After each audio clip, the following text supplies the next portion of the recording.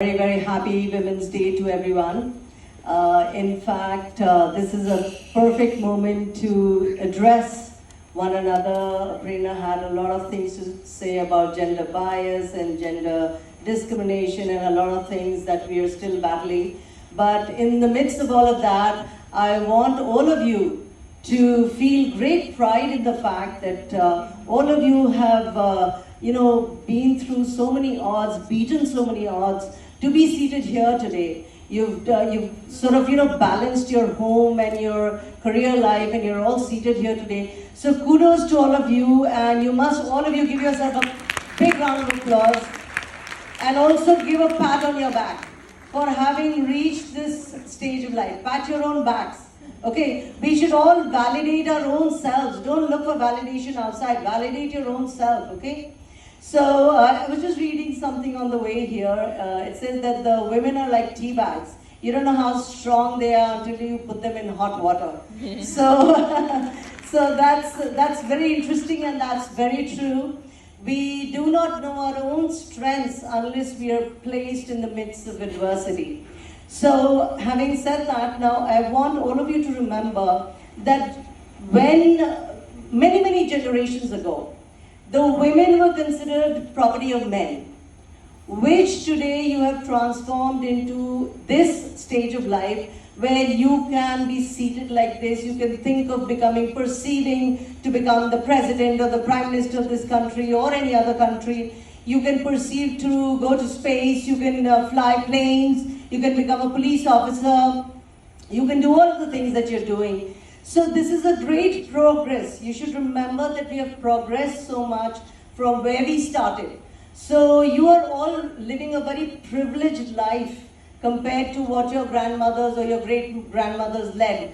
And they had to go through a lot of travails, and all of the women who crusaded before us to give us this life, you have to be really grateful to them.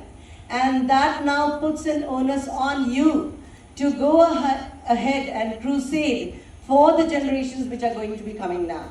Because like she talked about, the gender bias and the discrimination, still, whatever is still existing, all of us, it's our duty to raise the bar, to keep on and on crusading for that equality, for the gender bias to be totally removed, and for equal opportunity that we're all trying to seek. So considering all of that, I feel we're in a great privileged space where all of us can be traveling by ourselves. You can move out at night.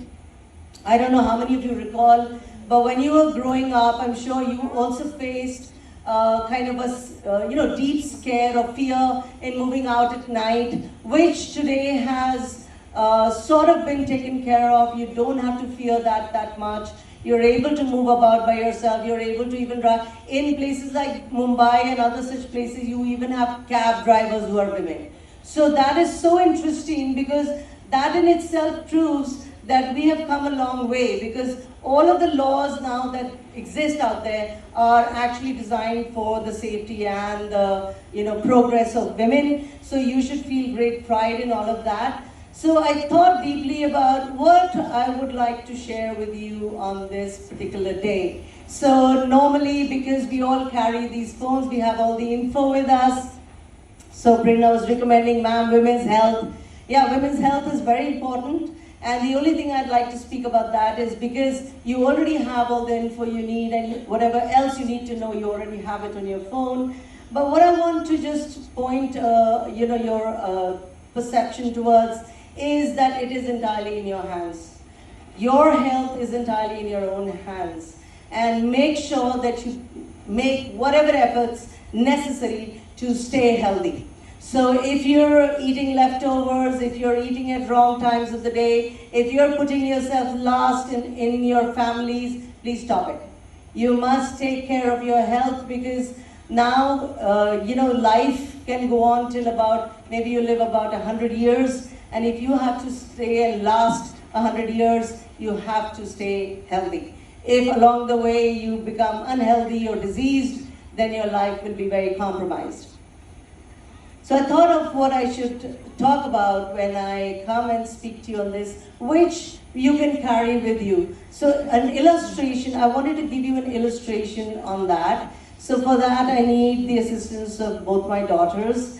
And if I can get maybe one more person, maybe Divya or Jyotsna, one of them. Kancha and Ashwarya, can you come here? So this is something which is apart from the normal focus that you have about health and education and work and career. I'm going to move into a different direction because at this stage of the game, you also have to realize that apart from feeding your bodies, you need to feed your mind and your spirit. So what do you do for food for thought and for food for your spirit? How do you elevate your spiritual consciousness? So a short illustration we'll work on. So Ash is to go in the center and Akansha is going to stand here. So we are all spirits. She's going to be the spirit. Ash will represent the soul and Jyotsna will represent the body. So all of us, we are spirits, okay? We are all spiritual beings having a physical experience. We're not physical beings having a spiritual experience. So I am a spirit and I reside in a body. I live in a body. I'm a spirit and I live in a body. And I have a soul. Soul is my psyche, all right? So with my spirit and in my spirit, I have God consciousness. I perceive God because God is what? God is a spirit, supreme spirit. So in my spirit, I have God consciousness. In my soul is the psyche. In my soul, I have self-consciousness. I'm aware of who I am, my feelings, my fears, and my anger, frustration, all those things that I undergo are perceived by me in my soul. In my body, I have world consciousness, where I get all of the info in the world that I live in through my senses, all my senses, like my eyes and touch and my smell. So I get world consciousness. And what happens is that everything that I perceive affects my soul. So can my body just hold her hand? No, from here, yeah. And the spirit hold, and the face her, just face her. Okay, now my body and my spirit both are contending for my soul, for my psyche, for my perception. So whatever I gather from my world consciousness, my past and my present, all of the experiences that I've gathered, all of the fears I have generated, all of the afflictions that I have faced, affect my soul and make me think about that I'm not good enough, I'm not beautiful enough, or this is how I think, this is what exists, I am not enough. All of the things that go on around me make me feel the need or the lack in me. It sort of heightens my lack. And so my body is constantly trying to affect my soul. While the spirit is constantly telling you that you're God's chosen vessel, you don't need anything in your life, you have everything within you, you don't have to seek for anything outside, you're complete in yourself and God loves you. So this is a constant contention happening between the body and the soul. So when we are experiencing things in the world, what happens is that any kind of experience, whoever you are, say you're a liar or a cheater or you're a doctor or whoever you are constantly affecting the consciousness, which makes me feel that due to whoever I am or whatever I'm experiencing, I am so and so and this, that and the other.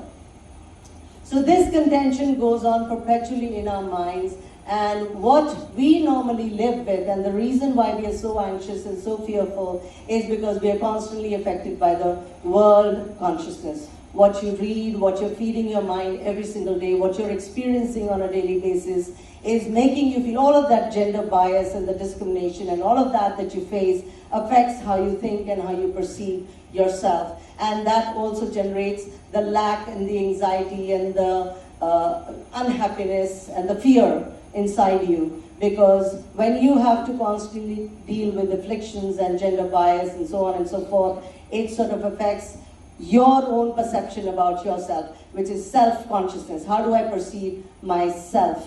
So that is completely taken over by my world consciousness. If you have ever observed a child, you will find that their world consciousness is not yet developed. So they live more in God consciousness. They are more spiritual than we are. But as our world experiences increase, what happens is that our world consciousness increases and our God consciousness starts going down, because now our connection, God is a spirit, so the only way we can be connected to God is through our spirit, through our spiritual self, okay, not through our body, through the spirit, you have to remain connected.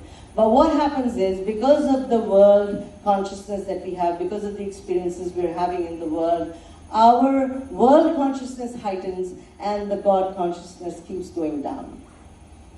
So it is imperative for all of you to develop that. Now, how does it get developed? It doesn't get developed by any kind of ritualistic, whatever practices you can undertake, which is what your world consciousness teaches you, that you should pray in the morning, you should get up and maybe pick up some incense sticks or the bell, or read some prayers or something like that.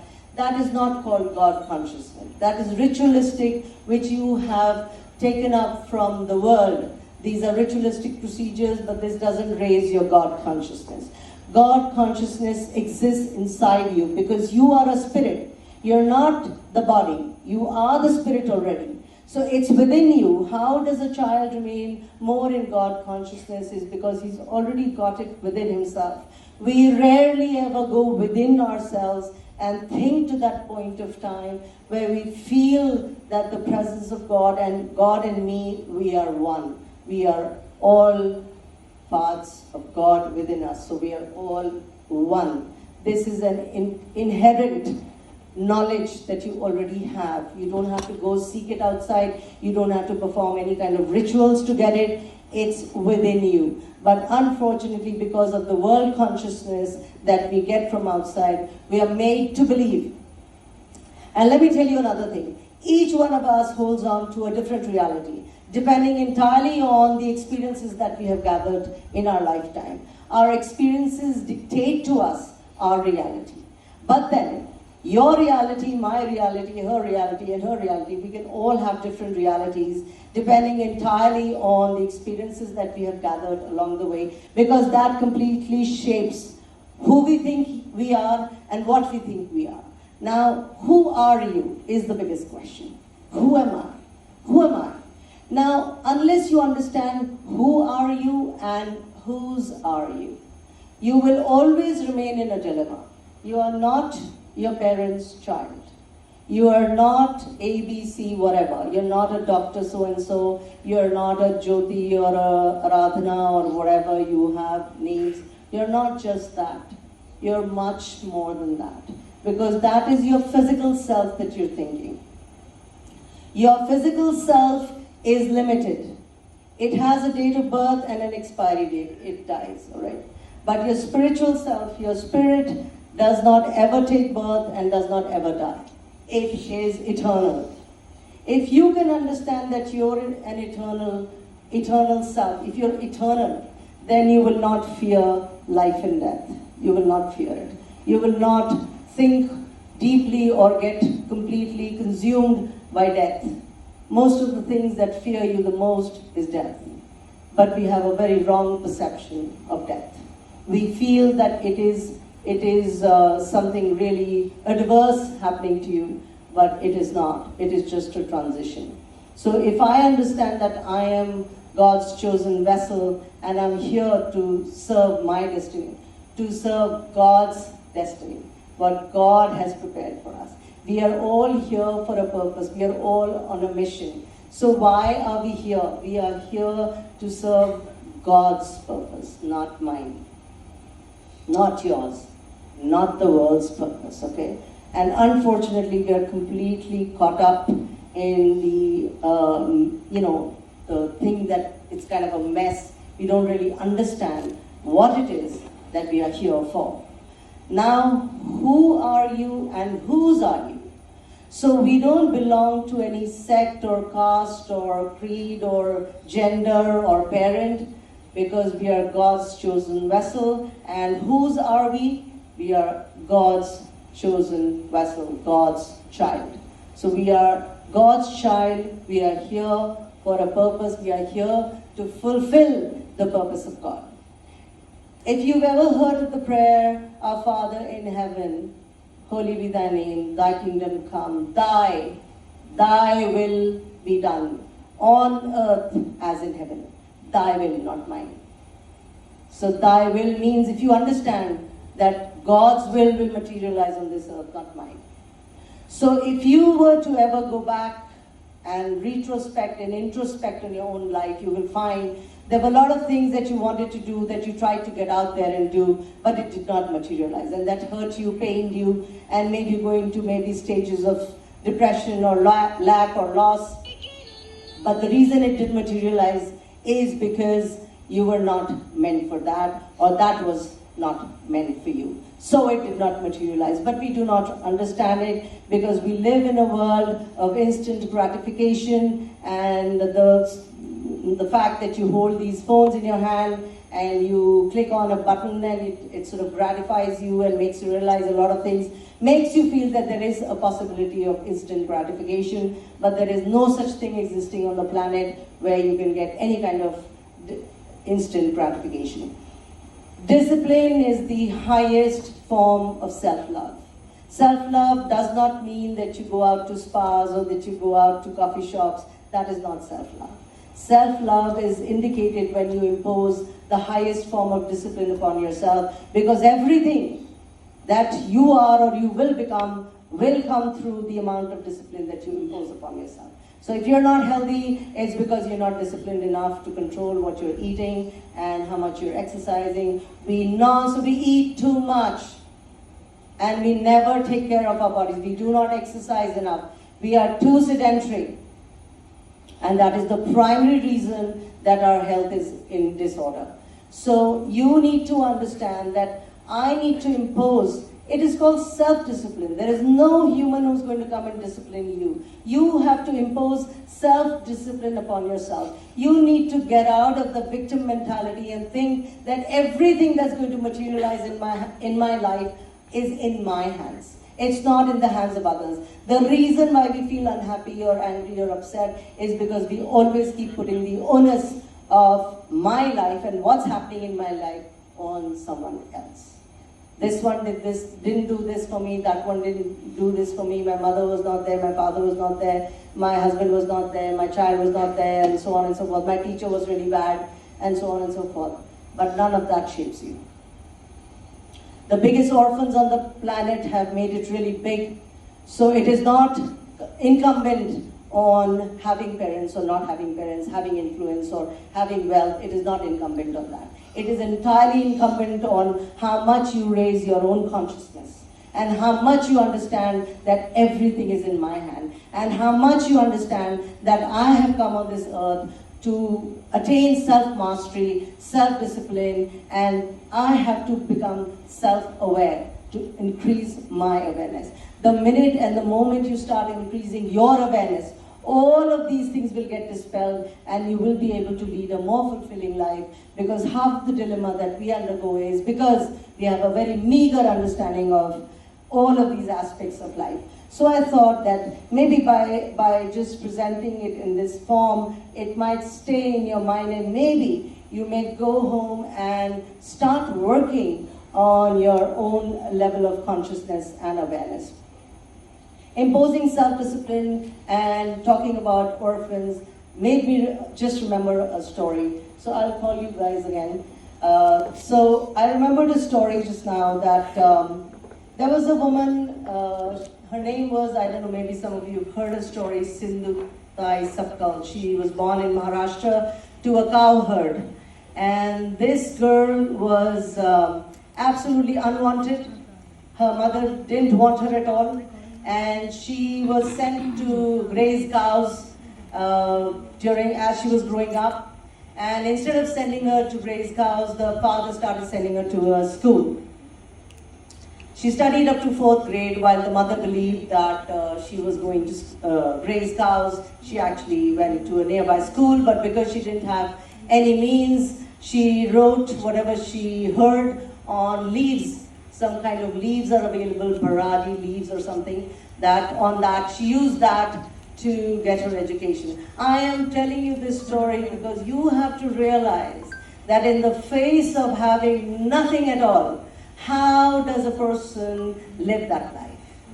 And what is it that you need to do to improve your life? First, you have to listen to this woman's story because it should be able to sort of stir you up a little bit.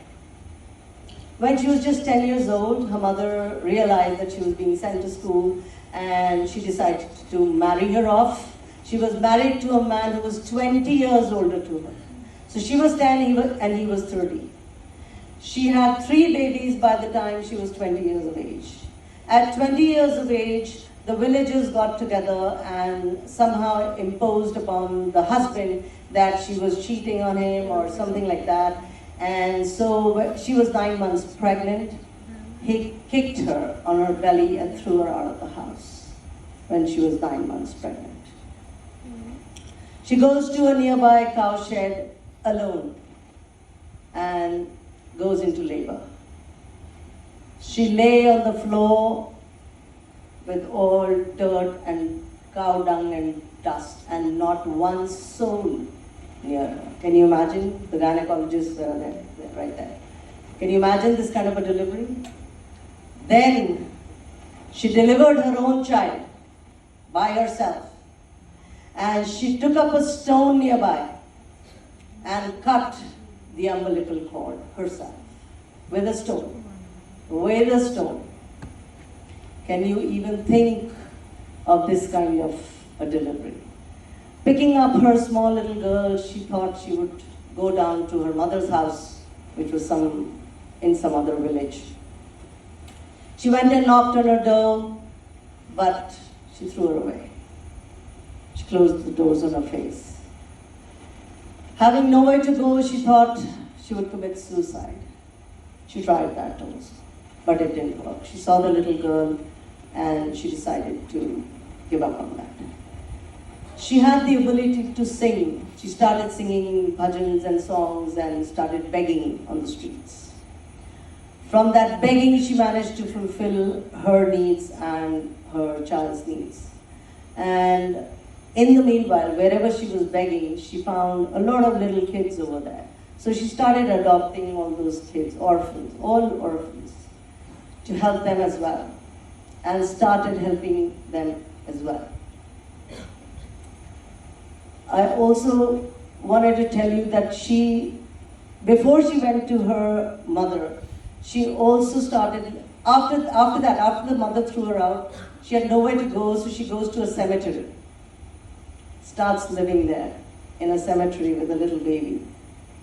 And one day there was a 70-year-old man who was brought there for his last rites.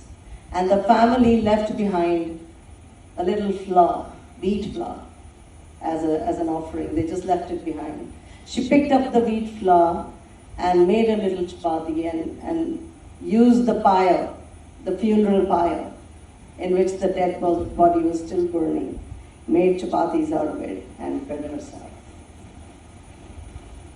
How many of you can perceive that this can be even real? I'm telling you a real story. It's not an imagination of someone. After having done that, she started taking care of these orphans, which she started picking up.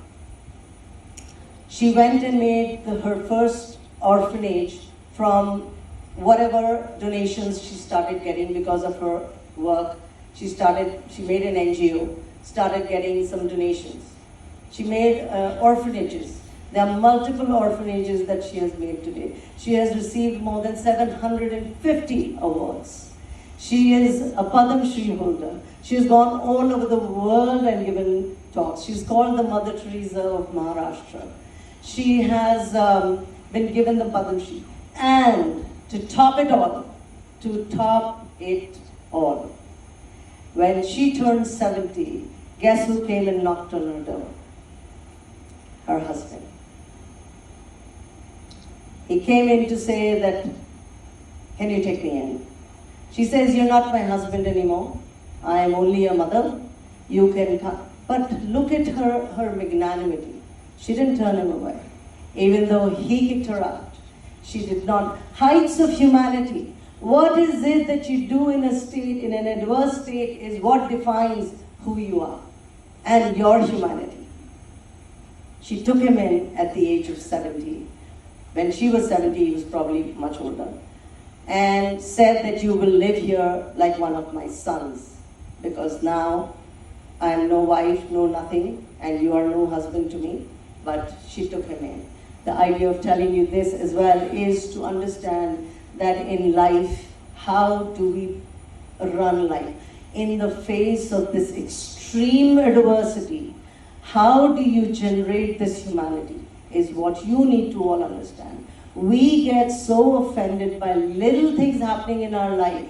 Can you ever perceive in your head to be able to live this kind of a life, to yet be so compassionate that not only are you taking care of yourself, but you're taking care of so many orphans and so many people, and living this kind of a life of gratitude and of forgiveness.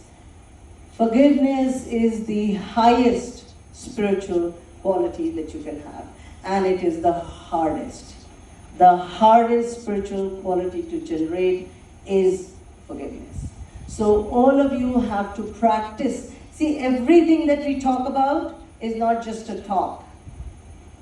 You have to understand that unless you put it into your practice, into your daily life, it means nothing.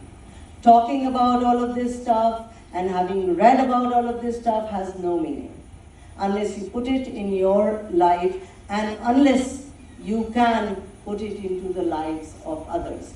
Part of what my now course of life is, the reason I always use these platforms to generate this kind of thought process in your minds is because I feel as a human it is imperative on me, it is my highest responsibility to bring up the human population, to bring up humanity in whatever way I can. So in that, what you need to do is first you need to raise yours before you can generate it in someone else. So the constant process and my constant engagement on a daily basis is to increase my awareness. And how do you increase your awareness is you have to voraciously read. Every single waking minute, free minute that I have in my daily life is spent on raising my spiritual bar. Because we are spiritual beings. And we have come to become spiritual, not millionaires and not whatever else that, all of the advertising agencies are moving you along a path which is completely self-obsessed. And in fact, you're supposed to lead a life of complete God obsession, not self-obsession. All right? So forget about your physical looks, forget about all of that, which you're being constantly guided into doing, all the Botox and all of the other stuff. Yeah, do what you can, which makes you feel good. But that is not who you are, is what I want to tell you. You are not your looks, you're not your profession, you're not your gender, you're not your date of birth or state of birth or wherever. In none of those things. You're not dark, blue, brown, black. You are much more than that. You are everything inside of you. So delve inside of you when you want to figure out who you are, all right? Not outside. Stop seeking validation from outside because the outside world will constantly turn around and make you feel the lack of something or the other. You're not beautiful enough, you don't have a good car, you don't have a good home, you don't have a good husband, you don't have a good family, you don't have good children, you don't have no children also. So on and so forth. They will figure out something that upsets you or turns you down, and you will constantly keep on and on putting yourself down because you let the world consciousness affect your soul. So it is with our mind that we serve the Lord. So our mind, our psyche is very important. So your psyche and your mind, you have to protect it.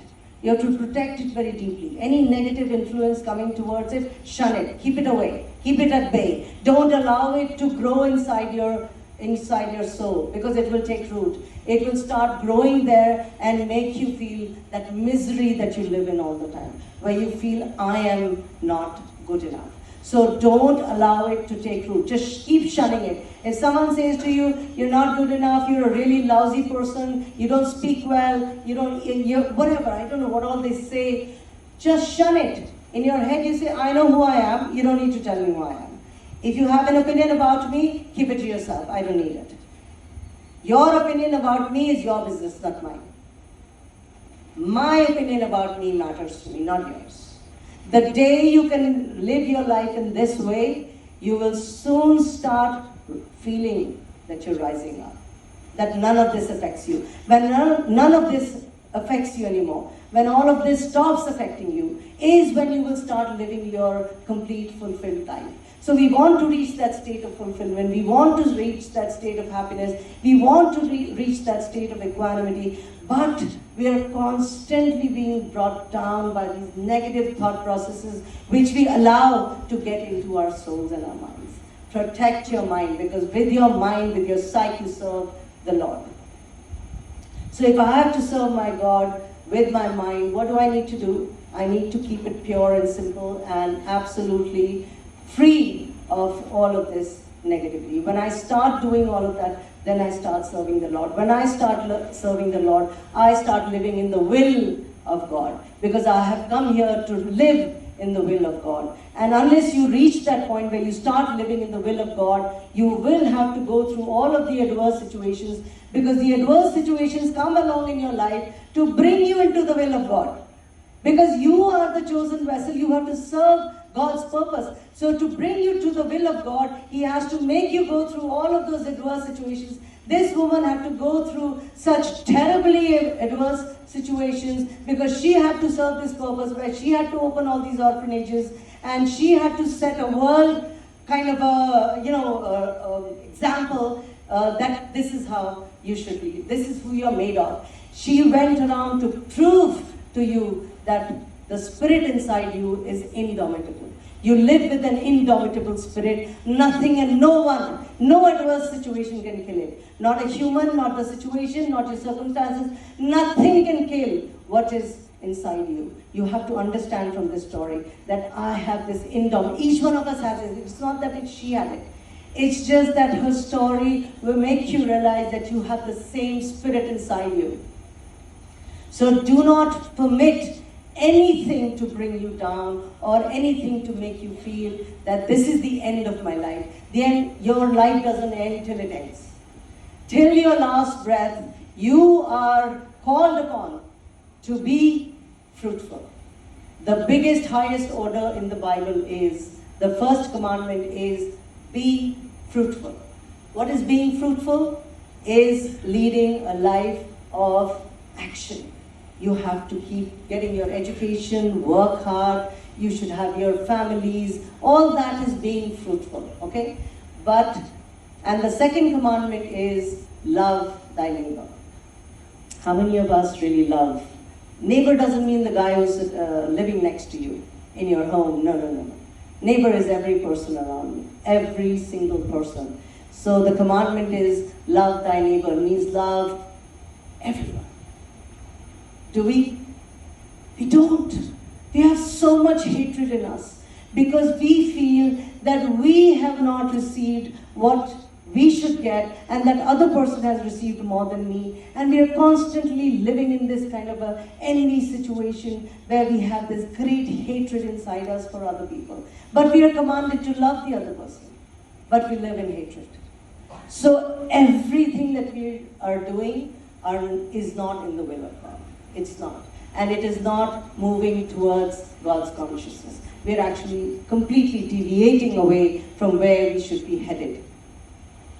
So the reason I wanted to just throw some light on this is because that is where I am. I am on a complete spiritual journey. My journey is totally spiritual. I'm so highly connected to the Lord above, and I understand why we are here and who are we very clearly.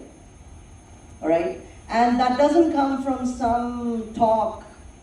It comes from an inner belief which exists, it has to exist all the time. It's not that I believe it for a moment and then I'm back to where I was. I will never grow unless it becomes something that lives in me perpetually. I have not reached that stage. So the reason I brought it forth in front of you is because the other things you can all look up in your phones. I don't need to talk about it. But this is something that really, someone has to come along to give you a little nudge that, oh, I need to fix a lot of things inside myself. The reason I'm unhappy, the reason I'm not living my highest life is because I have to shed off or remove or weed off a lot of stuff which is growing inside me, which is bringing me down. So how am I doing for time? If left to me, I am a talker complete. I can talk for hours, so I have to keep track of time. 4:30. I don't have my phone. It is 4:30. Right? All right, so we have moved past my time, but I hope that this little, interchange or exchange has helped you in some way. And we have a couple of things more lined up for you, some questions and some titles. So I want Prerna to come up and do all of that. Thank you so much. Thank you, ma'am.